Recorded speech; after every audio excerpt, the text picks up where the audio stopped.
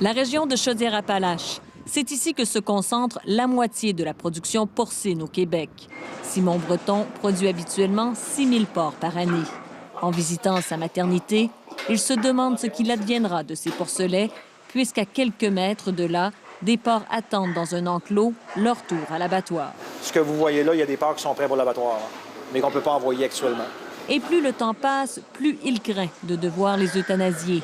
Le nombre de bêtes qui se rendent à l'abattoir diminue de semaine en semaine. Actuellement, j'avais le droit de n'envoyer seulement 35, puis habituellement, j'avais le droit de n'envoyer environ 110.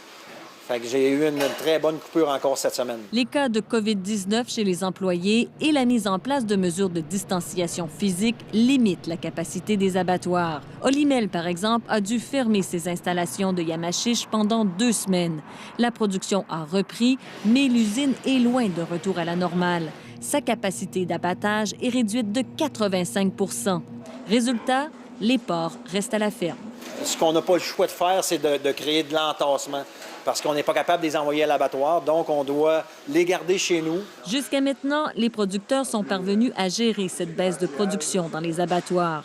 Mais ils ne pourraient peut-être pas faire face à une autre fermeture. Ça serait très problématique. On parle de plusieurs dizaines de milliers de têtes là, qui devraient être euthanasiées. Fait que personne ne souhaite ça. Le député de Beauce et critique en matière d'agriculture rappelle que les éleveurs étaient déjà sur la corde raide avant la pandémie. C'est une année très, très difficile. Le blocus, en fin de compte, avec la Chine, qui venait d'être levé, il n'y a pas eu besoin d'être levé longtemps, là, que tout est arrêté avec toute la question du coronavirus. On entend beaucoup parler des courbes actuellement. Il faut baisser la courbe. Mais cette année, nous autres, dans le port, avec ce qu'on vit, est vraiment en chute libre. Depuis janvier, le prix du porc a perdu 25 % de sa valeur sur les marchés.